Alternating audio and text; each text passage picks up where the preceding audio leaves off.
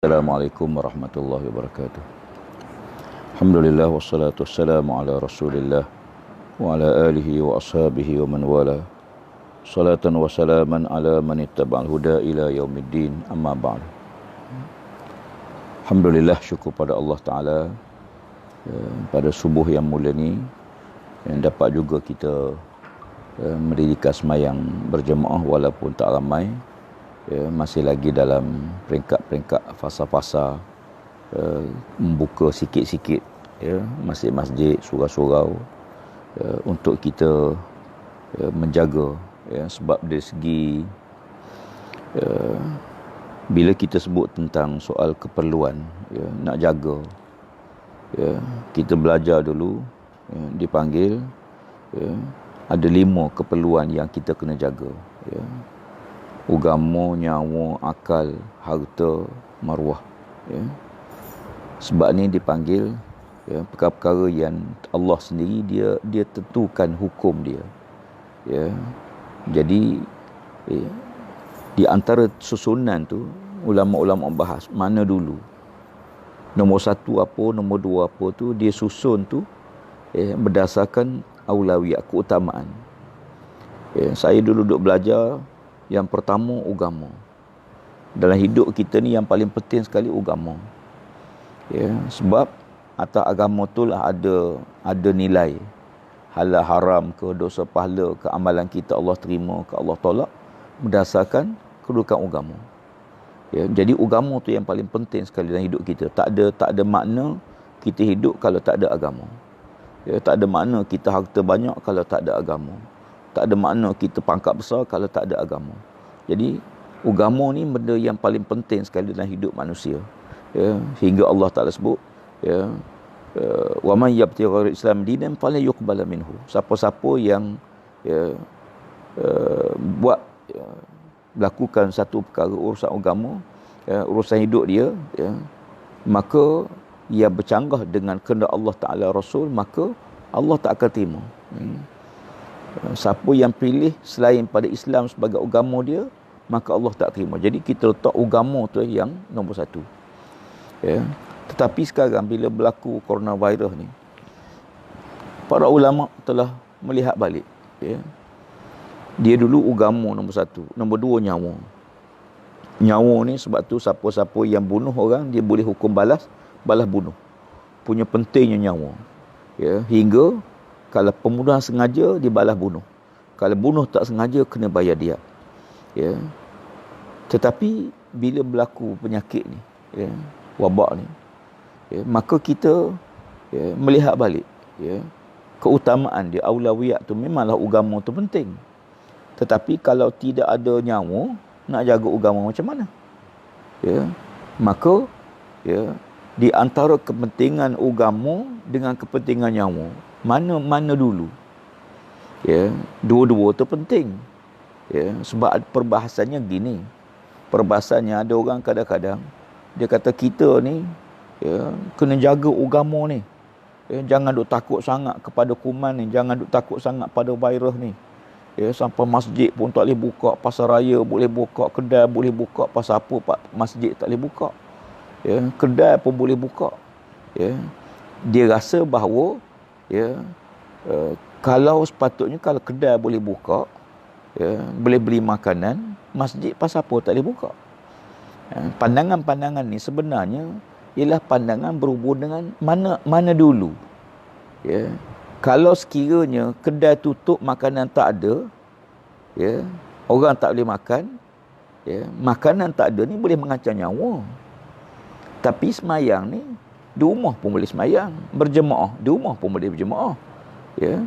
Jadi bila tengok balik, susun balik, nak jaga agama ni kena ada nyawa. Kalau nyawa tak ada, maka macam mana nak jaga agama? Maka oleh kerana itu bila kita tengok di antara ambil dua ni dulu untuk kita bahas. Jadi agama memang penting dalam hidup manusia, tak ada siapa menafikan. Tapi kalau sekiranya mari menimbulkan ancaman bala bencana, katalah wabak ni yang boleh mengancam nyawa. Dan penyakit ni penyakit yang paling pelik sepanjang kita hidup tak pernah jumpa satu jenis kuman yang Tuhan buat, ya, sentuh pun boleh berjangkit, dengan nafas pun boleh berjangkit, ya. Berlaku orang tu mati, kita tak boleh nak tolong. Dulu kalau ada orang mati, orang pakat tolong, panggil ambulans, kita pakat tolong angkat. Sekarang ni bila orang tu jatuh, kita nak angkat tak berani. Pasal apa? Bahayanya kuman tu boleh berjangkit dengan sebab kita pegang dia, ya. Jadi di antara nak jaga nyawa ke nak jaga agama, agama memang penting. Memang tak ada siapa nafikan agama penting dalam hidup kita, ya. Tetapi yang boleh jaga agama ni bila kita ada nyawa, ya. Bila nyawa terancam, ya, maka ad-daruri al-khamsah dipanggil perkara yang daruri, ya, yang 5 tu, maka menjaga nyawa tu, ya, lebih penting daripada kita jaga agama hingga boleh mengancam nyawa. Ya, hatta sebab tu kita ada kaedah orang yang pergi masuk hutan sebagai contoh, lapar sangat, ya, haram makan babi, haram makan binatang-binatang yang diharamkan oleh Allah Ta'ala. Tetapi bila sampai tahap kalau tak makan boleh mengancam nyawa, dia jadi hukum darurah, ya. Ad-darurah tubihul mahzura. Benda yang darurat ni dia mengharuskan benda yang asalnya tak boleh, ya. Jadi pada waktu itu boleh tak kita makan babi? Padahal makan babi ni haram. Hukum agama tak boleh. Kalau ikut hukum agama memang tak boleh makan babi. Kalau makan babi haram, ya. Sama juga kata ada air lain, nak rasa boleh sampai mengancam nyawa lah. Jangan sikit-sikit darurat ni. Kadang-kadang ada juga yang ambil hukum mudah je, ya, darurat dah ni, ya. Jadi darurat ni ialah suatu benda yang mengancam nyawa dia, mengancam agama dia, mengancam harta dia, baru sampai tahap darurat. Sebab tu kita dalam Islam bila sampai tahap darurat, boleh tak makan? Boleh, ya. Boleh tak makan babi tadi? Boleh. Pasal apa? Kerana mengancam nyawa, ya. Tapi hukum agama tak boleh, ya. Jadi di sinilah kaedah kita tengok bagaimana bila satu benda yang mengancam nyawa, hukumnya dia jadi darurat, boleh kita makan. Tetapi makan pun sekadar melepaskan darurat je lah, ya, sekadar melepaskan darurat, ya. Jangan pula makan rasa sedap pikuk balik sepohor pula, ya, ataupun bawa bekal. Hatta ulama kata kalau kita sat dalam hutan pun kita boleh makan sekadar mana, jangan sampai kita mati, ya. Dan boleh tak kita ambil sikit buat bekal, sebab tak tahu berapa lama lagi sesat dalam hutan, tak tahu jumpa ke tidak lagi makanan, tak tahu lagi, ya. Jadi oleh kerana kita tak tahu lagi berapa lama sesat, takut-takut lepas ni kita lapar sangat boleh mengancam nyawa, tak ada dah makanan, boleh dah buat bekal sikit? Tak boleh, ya. Sebab kaedah darurat tu kaedah melepaskan benda pada waktu tu. Jadi kalau kita tengok dalam kaedah ini, maka, ya, banyak benda-benda yang kefahaman ni kena lihat. Kadang-kadang kita memanglah semua orang sayang. Kita tak pernah dididik besar dengan keadaan sembahyang berjemaah. Memang kalau tak boleh mari masjid ni, Allah Rabbi, ya, saya kadang-kadang tengok sayu bila tengok Masjidil Haram kosong, ya. Tak boleh pergi umrah. Haji ni hukum wajib haji ni, ya. Siapa-siapa yang cukup syarat wajib pergi haji. Tetapi walaupun syarat cukup, dengan sebab boleh mengancam nyawa, ya, besar kemungkinan tahun ni haji pun tak ada, ya. Jadi maknanya sampai tahap begitulah. Jadi oleh kerana itu kalau kita tengok di antara benda macam ni, ya, bukan kita tak nak raih keputusan agama, ya. Sembahyang Jumaat pasal apa? Sebab orang kata pasar raya boleh pergi, ya. Takkan sembahyang Jumaat tak boleh, ya.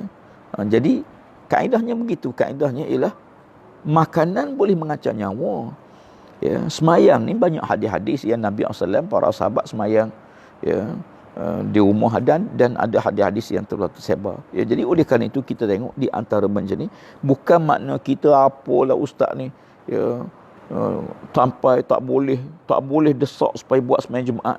Bukan, boleh desak, tapi, ya, bila suasana boleh mendatangkan darurat, kita tak boleh pilih darurat.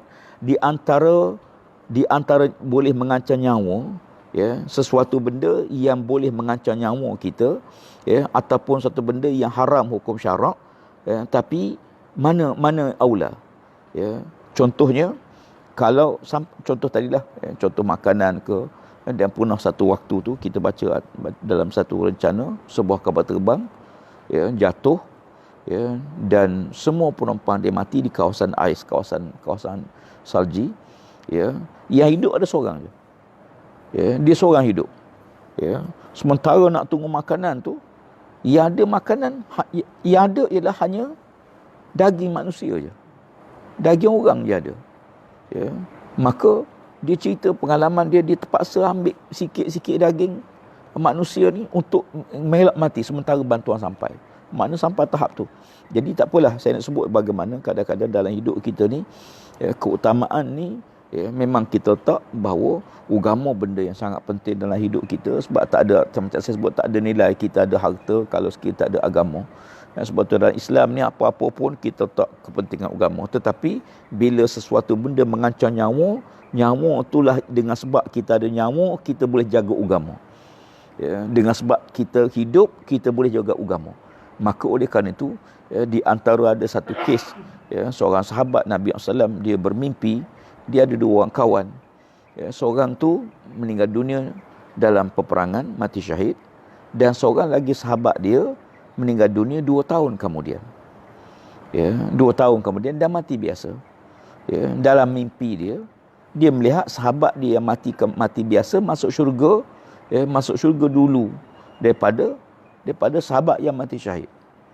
Ya, dia rasa pelik, pasal apa kawan dia yang mati biasa ni masuk syurga dulu daripada orang mati syahid.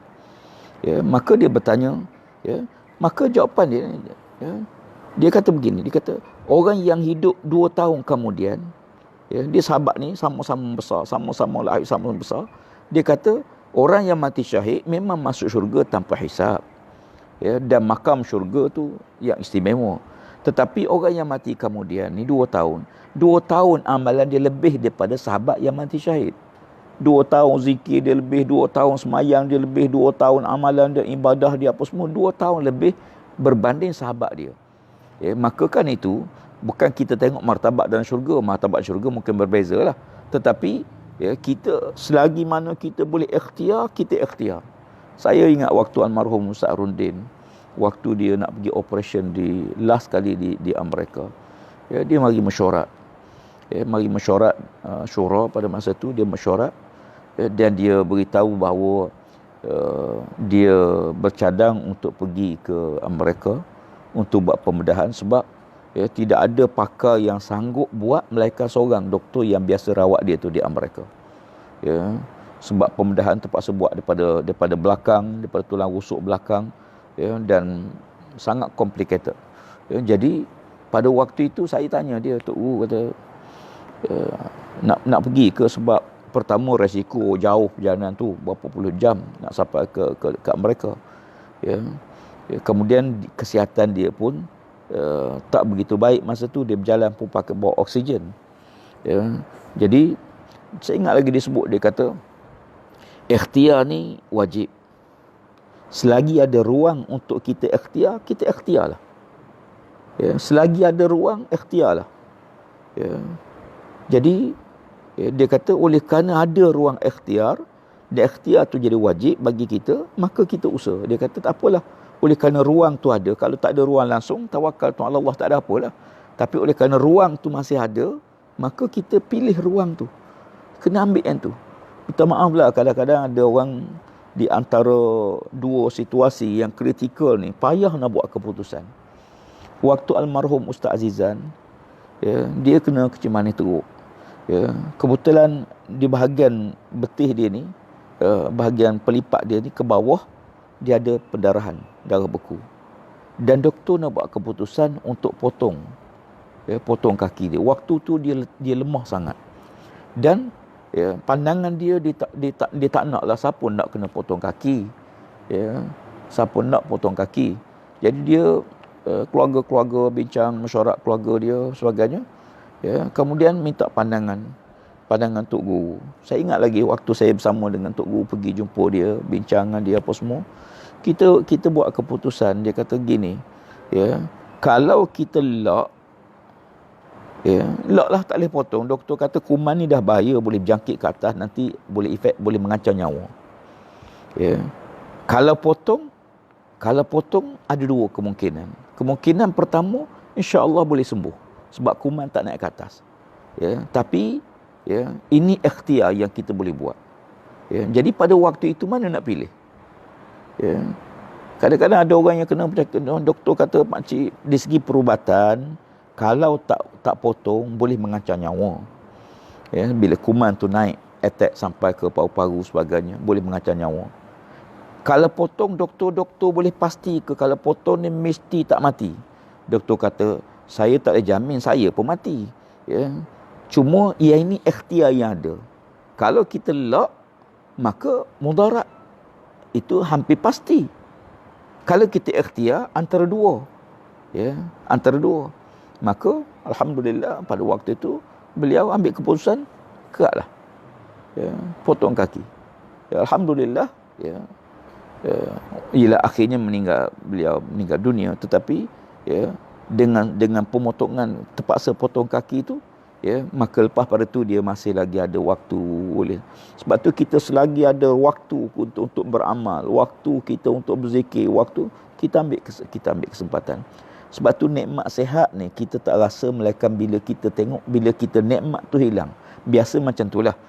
Manusia ni dia akan menghargai sesuatu bila benda tu dah tak ada. Jadi sekarang ni kita kena tukar mindset kita, hargai sesuatu waktu dia ada, supaya kita tidak menyesal bila tak ada. Hargai sesuatu waktu dia ada, supaya kita tidak menyesal bila tak ada. Ni sekarang dulu kita boleh sembahyang berjemaah, boleh takbir, boleh apa semua. Ya. Waktu tu kadang-kadang ada orang tak hargai pun. Ya, tak hargai. Waktu ada Tok Guru mari mengajar, ya, dia tak mari pun. Bila Tok Guru tu mati, dia kata Allah, hilang seorang Tok Guru kita. Ya. Bila disebut tu, bila Tok Guru tu mati dah, ya, dia kata hilang dah seorang Tok Guru. Waktu Tok Guru mengajar tak mari juga dulu, ya. Sama juga waktu masjid tak boleh, dia kata macam mana masjid tak boleh Ustaz, pasar raya semua boleh. Waktu buka dulu dia tak mari juga, ya. Ni contohlah, bukan orang sini, ya, orang belah-belah Afrika ni, ya. Maknanya kadang-kadang kita nak tengok ni, bila hidup kita ni kadang sama juga nikmat sihat. Nikmat sihat ni kita tak rasa melainkan bila kita sakit. Bila sakit baru terasa Allah besarnya nikmat sihat. Sama juga nikmat kita boleh makan ni, nikmat Ramadan. Nikmat Ramadan ni, ya, kenapa para sahabat menangis? Sahabat Nabi ni bila hujung Ramadan mereka sedih, mereka menangis. Ya. Kenapa mereka sedih? Kenapa mereka menangis? Dia orang boleh menangis ni kepada benda yang dia rasa benda tu nak hilang, ya, benda tu akan hilang, akan pergi dan tak jumpa lagi. Bila dia sayang pada benda tu. Contohnya, kalau kawan kita meninggal, kita tak menangis. Tapi kalau kawan rapat kita meninggal, mungkin kita boleh menangis. Kalau ayah kita meninggal, mungkin kita boleh menangis. Kalau mak kita meninggal, mungkin kalau anak kita, dia bergantung. Ya, kalau sahabat yang duduk dalam Facebook je meninggal dunia, ya, dapat berita dia meninggal dunia, ya, kita kata innalillahi, itu ialah. Ya, pasal apa? Sebab kita tak rasa sayang dengan dia. Kita tak rapat. Jadi bila kita rapat dengan dia, bila kita sayang dengan dia, bila benda tu nak hilang, ya, saya hadir satu, ya, semoga Allah rahmat, baru ni almarhum Ustaz Ismail Kamus meninggal dunia. Kebetulan saya pergi ziarah. Ya, pergi ziarah, duduk dekat beliau, ya, waktu di tengah nazak. Saya ambil Quran, saya baca Yasin lah, ada Yasin kecil tu baca. Ya, tak sempat habis Yasin. Ya, saya tengok dia nazak makin teruk. Ya, saya pun pergi dekat telinga dia, ajar ngucap, usap kepala apa sebagainya. Ya, waktu tu, ya, anak-anak beliau menangis.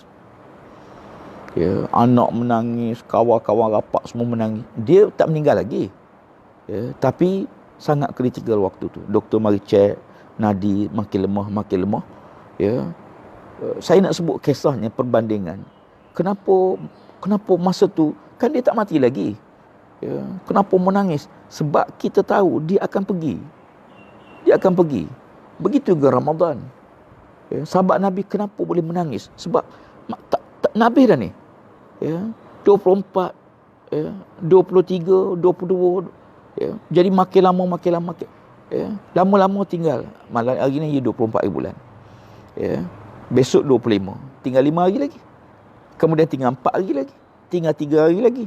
Ya, kita boleh bayangkan kalau orang yang kita sayang, ya, dia makin lemah, orang kata kening dah jatuh, telinga dah jatuh, ya.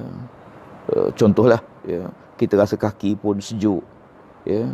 Nadi ada lagi tapi doktor kata dia sangat lemah, ya. Jadi proses tu sikit tu, sikit ni sikit yang kita akan berpisah dengan dia, ya. Kita berpisah dan jumpa bila? Mudah-mudahan jumpa di akhirat besok dalam satu syurga Allah Ta'ala, ya. Orang beriman dia akan jumpa, ya. Guru saya waktu dia mengajar, dia sering sebut satu kalimah, dia kata, sesiapa bertemu dalam majlis yang baik di dunia, Allah pasti pertemukan dia dalam majlis lebih baik di akhirat, ya. Siapa yang berjumpa dalam majlis yang baik di dunia, ya, kita jumpa kawan kita majlis baik, bukan majlis maksiat, bukan majlis durhaka kepada Allah, majlis gembira, seronok, tapi seronok ini tidak bercanggah dengan syarak. Kita jumpa kawan kita mungkin di padang mainan, kita jumpa kawan kita mungkin di piknik, kita jumpa kawan kita mungkin di masjid. Macam mana majlis-majlis baik, bukan majlis maksiat. Orang bertemu dalam majlis yang baik di dunia ni, pasti Allah pertemukan dia dalam majlis lebih baik besok di akhirat. Mana pun dia akan berjumpa, kita jumpa sahabat kita di syurga Allah Ta'ala. Tetapi bila jumpa di alam lain, ya, maka dia rasa, sebab tu sahabat Nabi bila hujung Ramadan tu makin pendek, makin nak habis, dia mula rasa sedih dah. Kita pula terbalik, ya. Kita dekat nak habis ni, esok raya dah, 3 hari lagi raya dah, ya. Kita sibuk raya dah masa tu, ya. Nasib baik tahun ni tak ada raya sangat lah, ya. Jadi kita tengok benda yang mari tu lebih gembira daripada benda yang nak hilang, ya. Kita tengok benda yang nak mari, benda raya, yang nak hilang Ramadan, ya. Orang yang rasa Ramadan lagi besar pada raya, dia rasa sedih. Tapi orang rasa raya besar pada Ramadan, dia rasa seronok, ya. Di antara dua benda, dapat anak baru, ibu meninggal dunia, ya. Ambil contohlah, seorang ibu melahirkan anak dia, ya. Tapi waktu dia melahirkan anak dia meninggal dunia, ya. Waktu kita lahir ke dunia, yang menangis orang, yang lain gembira, ya. Waktu kita lahir ke dunia, yang menangis orang, siapa nangis? Baby itulah, ya. Bayi ni bila keluar pada rahim ibu dia, mesti dia menangis, ya. Saya tak jumpa lagi yang ketawa, ya. Ya. Dia lahir mesti dia menangis, ya. Berapa ramai menangis? Seorang. Berapa ramai gembira? Yang beramai, ibu, ayah, adik-beradik, doktor, misi, bidan, semua seronok, ya. Yang lain semua gembira, tapi yang menangis seorang. Tetapi bila kita meninggal dunia, ya, yang gembira berapa orang? Yang menangis berapa orang? Orang beriman, ya, yang muttaqin, bertakwa pada Allah, ya, waktu dia keluar pada dunia, saat dia paling gembira, ya. Si mati ni dia sangat seronok bila Allah angkat hijab, dia nampak syurga yang nak pergi, ya, sampai dia rasa tak sabar dah. Sebab tu Nabi SAW sebut bila berlaku kematian orang yang soleh, jangan kita lama-lama. Orang soleh ke siapa pun jangan lama. Pasal apa? Dia tak sabar dah nak pergi tempat yang Allah sediakan untuk dia, ya. Sampai dia kata, pasal apa lambat lagi? Kenapa lambat? Sebab dia nampak benda nak mari tu. Jadi si mati yang soleh, yang muttaqin, dia gembira dengan saat kematian, ya. Sebab lepas mati ni, bila keluar pada dunia, bebanan taklif dunia ni habis, ya. Orang mati, bil elektrik tak payah bayar dah, bil air tak payah bayar dah, tak sibuk nak makan, tak sibuk nak bekerja, tak sibuk nak semayang, tak payah tu, tak payah, semua taklif lepas, ya. Yang ada depan dia balasan. Sebab tu dunia tempat beramal, bukan tempat terima upah. Akhirat tempat terima upah, bukan tempat beramal, ya. Maka yang gembira orang soleh muttaqin. Yang menangis ramailah, adik-beradik menangis, isteri menangis, suami menangis, keluarga menangis, ya. Dia kontra. Tak apalah, saya nak buat perbandingan, ya. Sebab tu kenapa kadang kita fikir, ya, saya sendiri pun, bukan kata orang lain lah, ya, bila nak berakhir Ramadan ni rasa tak pernah lagi menangis, ya. Ada tak orang di antara kita yang kita dengar, pak cik tu ngapa menangis boleh sangat tu, ya, Ramadan nak habis, dia memang tiap-tiap tahun dia menangis macam tu lah, ya. Duduk kat tiang masjid dia menangis, meraung. Pasal apa meraung pak cik? Ramadan nak habis dah, Ramadan nak habis dah. Saya rasa tak jumpa lagi. Ya, yang banyaknya seronok, esok tak payah puasa dah, esok pergi raya dah. Ya, pasal apa? Sebab itulah nilai kita dengan para sahabat. Sahabat Nabi ni dia generasi yang terbaik lah. Ya, kita ni kadang-kadang kita hilang Ramadan tu tak rasa apa-apa. Ya, Allah tahun depan jumpa lagi kalau panjang umur. Ya, jadi kita fikir gitu. Ya, padahalnya setahun lagi tu, oi lama, lama lagi tu. Mungkin kita panjang umur jumpa, tapi kalau tak dah jumpa waktu tu dah tak sama jumpa sekarang. Ya, jumpa pada waktu itu mungkin kita tak tahu macam mana kesihatan kita, boleh sembahyang tarawih ke tidak tak tahu lagi, boleh baca Quran tidak pun tak tahu lagi. Ya, na'udzubillah, kadang-kadang orang waktu tengah sihat tiba-tiba kena stroke. Tahun depan jumpa dah tak boleh baca Quran, dah tak boleh sembahyang, tak boleh apa dah, tapi jumpalah Ramadan. Ya, jadi oleh kerana itu kita tengok di antara dua ni, ya, aulawiyatnya memang kita sama-sama pakat jaga agama. Jagalah agama hidup dalam hidup kita ni, ya, sebab hidup kita tak ada nilai tanpa agama. Yang menyebabkan kita sedekah dapat pahala, kita buat baik dapat pahala, tanam pokok dapat pahala, kita buat, semua orang beriman ni buat apa saja yang tak percaya syarak diberi pahala oleh Allah Ta'ala. Hingga senyum pun dapat pahala. Masya Allah. Senyum je. Ya, sebab tu kalau nak kenal ahli syurga, mukanya manis mudah berkira. Nak kenal neraka, mukanya masam, payah berkira, payah berbahasa. Ya. Jadi kadang-kadang ya, senyum tu boleh pahala dah. Ya. Ada orang kadang-kadang Tuhan buat dia sentiasa senyum. Ya. Kita tak jumpa dia marah.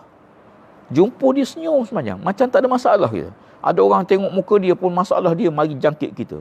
Ya. Kita tengok muka dia semacam je, runsing semacam je, tidur tangan tak terdai dua.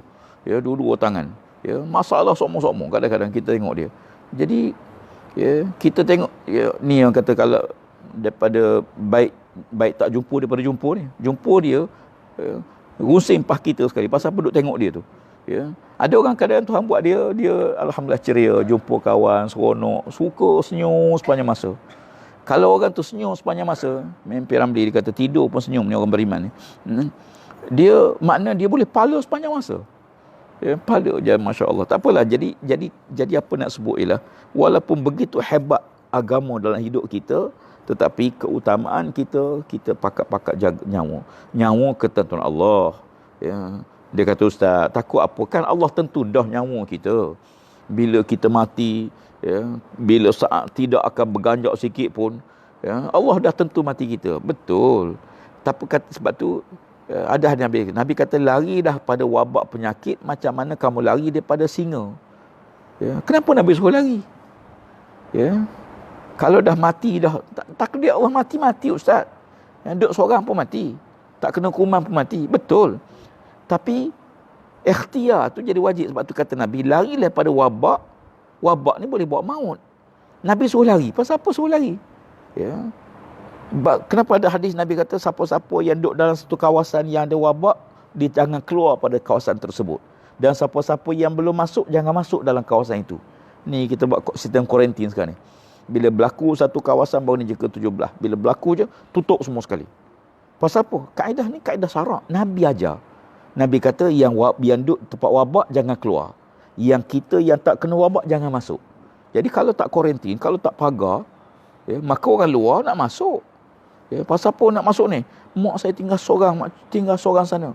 Ya, balik nak tengok. Jadi bila kita masuk tengok, maka mungkin kita yang bawa kuman ataupun dia yang bawa kuman jangkit. Ya, maka itu kaedahnya. Jadi oleh kerana itu kita tengok, lari daripada wabak macam mana lari daripada singa. Ya, maknanya ikhtiar ni wajib. Ya, sebab tu bila Umar Al-Khattab sebut, ya, kalau kamu nak tanam, memang di mana tanam pun, kenapa kita pilih tanah yang subur untuk tanam pokok? Sebab ini ikhtiar yang kita boleh. Ya, kata Nabi, aku lari daripada satu takdir kepada satu takdir yang lain. Semua yang berlaku atas kehendak Allah Subhanahu Wa Taala. Ya, jadi mudah-mudahan ya, kita dua perkara lah saya nak simpulkan dalam pertemuan pagi ini. Yang pertama, ya, memelihara agama penting, tapi dengan ada nyawa kita boleh jaga agama. Ya, tanpa nyawa tak mungkin boleh jaga agama. Walaupun agama tu penting, tapi kena ada nyawa untuk jaga agama. Dan yang lain tu kita bincang masalah lain. Yang kedua, ya, sesuatu nikmat kita rasa sayang, kita rasa cinta, kita sayang sangat bila benda tu kita tahu nilai dia. Tapi kalau kita tak tahu nilai dia, tak ada harga. Ya, orang tu kata macam bagi bunga pada kera ke? Ibarat bagi bunga pada kera. Ya, bunga tu lawa begitu, tapi kita bagi pada yang tak tahu nilai, maka dia tak ada harga bagi dia. Ya, jadi macam campak garam dalam laut. Mencampakkan garam dalam laut tak ada makna. Ya, jadi oleh kerana itu, nikmat satu benda hanya dapat dirasai oleh orang yang tahu nilai satu benda. Sebab tu sahabat Nabi menangis bila hujung Ramadan, pasal apa? Dia tahu nilai Ramadan tu. Ya, tapi orang yang tak tahu nilai, berakhir tu dia rasa gembira. Seronok, tak payah puasa dah, raya dekat dah, insyaAllah. Jadi itu di antara benda yang boleh kita bincang sikit pada pagi ni. Mudah-mudahan dapat manfaat sikit sebanyak. Maaf salah silap terkasar bahasa. InsyaAllah jika bertemu semula, aku qawli hadza astaghfirullahalazim li wa lakum. Wassalamualaikum warahmatullahi wabarakatuh. A'udzubillahi minasyaitonirrajim. Bismillahirrahmanirrahim. Alhamdulillahirabbil alamin. والصلاة والسلام على أشرف الأنبياء والمرسلين سيدنا محمد وعلى آله وصحبه أجمعين. اللهم علمنا منه ما جهلنا وذكرنا منه ما نسينا. ربنا افتح بيننا وبين قومنا بالحق وأنت خير الفاتحين. اللهم ربنا هب لنا من أزواجنا وذرياتنا قرة أعين واجعلنا للمتقين إماما. اللهم ربنا تقبل منا صلاتنا وصيامنا وقيامنا وركوعنا وسجودنا وتعبدنا وتخشعنا وتمم تقصيرنا يا أرحم الراحمين. بسم الله الذي لا يضر مع اسمه شيء في الأرض ولا في السماء والسميع العليم. بسم الله الذي لا يضر مع اسمه شيء في الأرض ولا في السماء والسميع العليم. بسم الله الذي لا يضر مع اسمه شيء في الأرض ولا في السماء والسميع العليم. نعوذ بكلمات الله التامات من شر ما خلق. نعوذ بكلمات الله التامات من شر ما خلق. نعوذ بكلمات الله التامات من شر ما خلق. وصلى الله على سيدنا محمد وعلى آله وصحبه أجمعين. والحمد لله رب العالمين. تقبل الله منكم.